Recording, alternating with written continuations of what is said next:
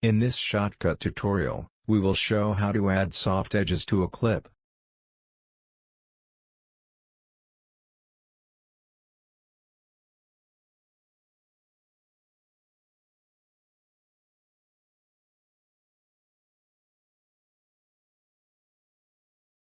We are using Shotcut version 21.10.31.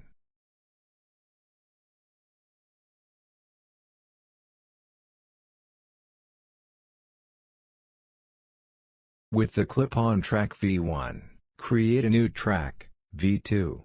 Put a color clip on V2.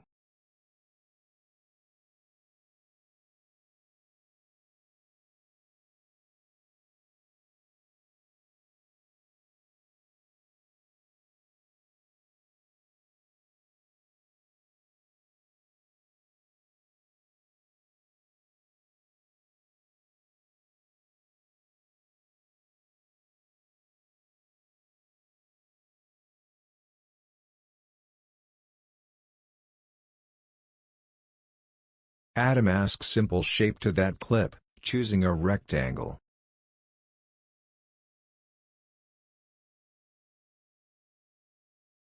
Set the filter's operation to subtract.